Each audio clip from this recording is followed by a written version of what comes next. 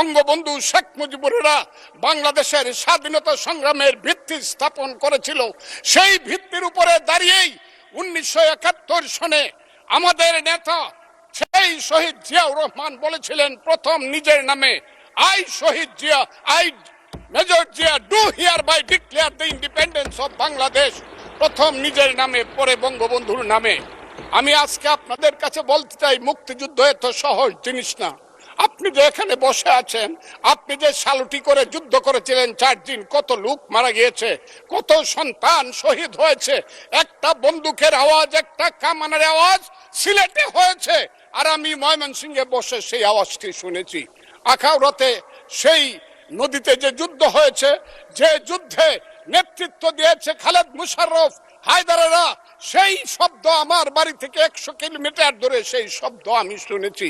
ওই যে ধানোয়া কামালপুরে কর্নেল তাহেররা যুদ্ধ করেছে, সেই যুদ্ধের সংবাদ শব্দ আমি কিশোরগঞ্জ থেকে শুনেছি। 11টা সেক্টর ছিল।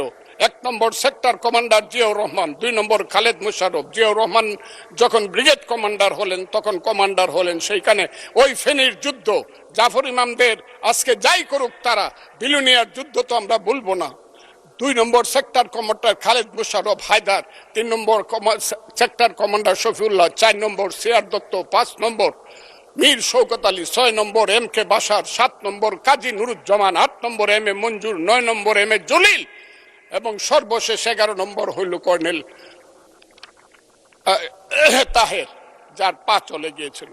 সেই যুদ্ধ, যে যুদ্ধে সারা পৃথিবী জড়িত ছিল, যে যুদ্ধে ইন্ডিয়া 3রা ডিসেম্বর 1971 সনে আমাদেরকে সহযোগিতা করার জন্য অংশগ্রহণ করেছিল, এবং তার হাজার হাজার সৈন্য এই মাটিতে রক্ত দিয়ে গেছে, এবং যে ইন্ডিয়া আমাদের দেশের স্বাধীনতার জন্য বঙ্গোপসাগরে যে 7ম নৌবহর এসেছিল, আমেরিকার বিশ্বযুদ্ধের রিস্ক নিয়েছিল, আমাদের জন্য সোভিয়েত ইউনিয়নের মতো 3টা ভেটু দিয়েছিল, তা হলে আমাদের দেশ স্বাধীন হতো কিনা সন্দেহ ছিল।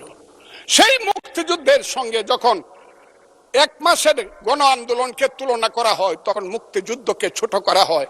আমি মনে মনে ভাবি, হয়তোবা আমি মরে গেলেই ভালো হতো। আমি আজকে আপনাদের কাছে প্রশ্ন রাখতে চাই, 5ই আগস্টের পরে কি হলো? আমাকে একটু 5ই আগস্টের পরে কি হলো আপনারা জানেন। এইখানে ইউনূস সরকার ছিল, আমি শিল্পকলার সামনে থাকি। একটা গান হইতে পারে নাই, একটা নাটক হইতে পারে নাই, একটা লালনের গীতি হইতে পারে নাই, একটা বাউল গান হইতে পারে নাই। সবকিছু কালো শক্তি ধ্বংস করে দিয়েছিল। তারা বলেছিল কোন মুক্তিযুদ্ধ হয় নাই, 47-এ যুদ্ধ হয়েছে, আর 24-এ যুদ্ধ হয়েছে, আর 71-এ গন্ডগোল হয়েছে।